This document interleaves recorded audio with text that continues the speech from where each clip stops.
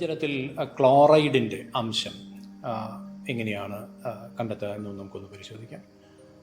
സാധാരണയായി ശുദ്ധജലത്തിൽ ക്ലോറൈഡിൻ്റെ ആധിക്യം ഉണ്ടെങ്കിൽ ആ ജലത്തിന് ഒരു ഉപ്പിൻ്റെ രസം ഉണ്ടാകും. മാത്രമല്ല ആ ക്ലോറൈഡ് 3 തരത്തിലാണ്, അതായത് സോഡിയത്തിൻ്റെയും കാൽഷ്യത്തിൻ്റെയും മഗ്നീഷ്യത്തിൻ്റെയും സോൾട്ടുകളുടെ രൂപത്തിലാണ് ജലത്തിൽ ഉണ്ടാവുക.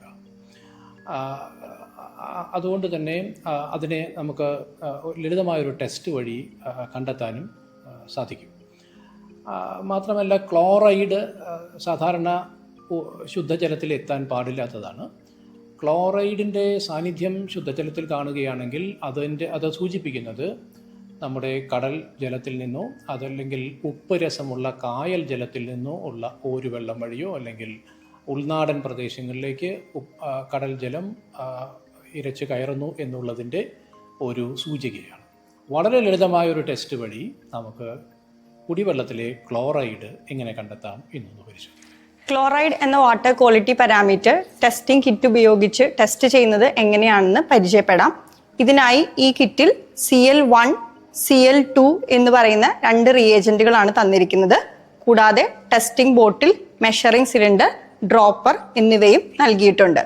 ടെസ്റ്റ് തുടങ്ങുന്നതിന് മുമ്പായി ടെസ്റ്റിംഗ് ബോട്ടിൽ, മെഷറിംഗ് സിലിണ്ടർ, ഡ്രോപ്പർ എന്നിവ ശുദ്ധമായ ജലത്തിൽ കഴുകി വൃത്തിയാക്കുക.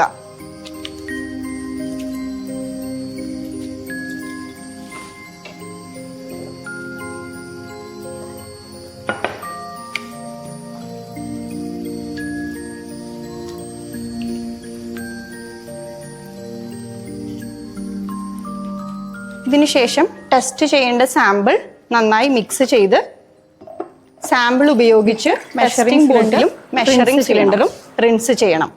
ആദ്യം ടെസ്റ്റിംഗ് ബോട്ടിൽ സാമ്പിൾ ഉപയോഗിച്ച് റിൻസ് ചെയ്യുക.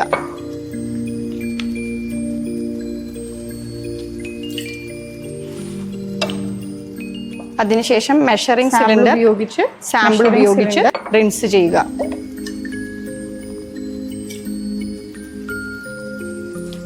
ഈ ടെസ്റ്റ് ചെയ്യുന്നതിനായി 25 ml സാമ്പിൾ ആണ് വേണ്ടത്.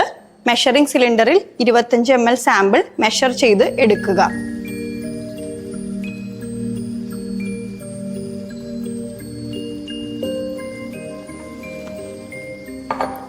സാമ്പിൾ മെഷർ ചെയ്തെടുക്കുമ്പോൾ വെള്ളത്തിന്റെ കുഴിയുള്ള ഭാഗം മെഷറിംഗ് സിലിണ്ടറിന്റെ 25 എന്ന മാർക്കിംഗ് വരയിലെ അതേ ലെവലിലാണ് നിൽക്കുന്നതെന്ന് ഉറപ്പുവരുത്തുക.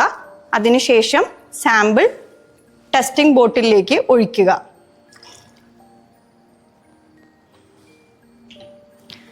അടുത്തതായി CL1 എന്ന് പറയുന്ന റിയേജന്റ് ബോട്ടിൽ, അത് മിക്സ് ചെയ്തതിന് ശേഷം 5 തുള്ളി സാമ്പിളിലേക്ക് ആഡ് ചെയ്യുക.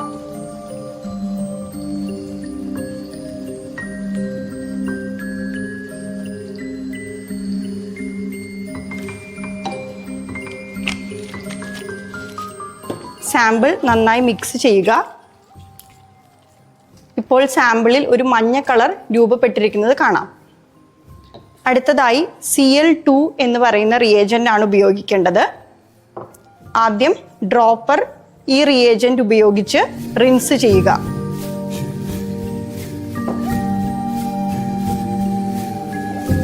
അതിനുശേഷം CL2 എന്ന റിയേജന്റ് അല്പം ഡ്രോപ്പറിൽ എടുക്കുക. ഓരോ തുള്ളിയായി സാമ്പിളിലേക്ക് ഒഴിക്കേണ്ടതാണ്.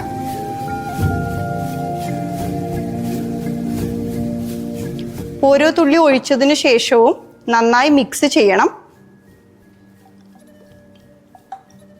ഇങ്ങനെ സാമ്പിളിൽ ഒരു ചുവപ്പ് നിറം വരുന്നത് വരെയാണ് ചെയ്യേണ്ടത്. അതിനായി എത്ര തുള്ളിയാണ് CL2 എന്ന റിയേജന്റ് ആഡ് ചെയ്യേണ്ടി വന്നതെന്ന് കൃത്യമായി എണ്ണി രേഖപ്പെടുത്തേണ്ടതാണ്.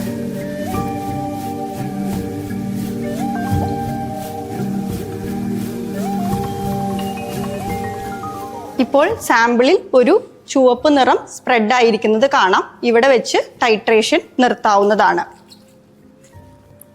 ആദ്യത്തെ മഞ്ഞ നിറത്തിൽ നിന്ന് ഈ ചുവപ്പ് നിറം കിട്ടുന്നത് വരെ എത്ര തുള്ളിയാണ് CL2 എന്ന റിയേജന്റ് ആവശ്യം വന്നത് എന്ന് കൃത്യമായി രേഖപ്പെടുത്തണം.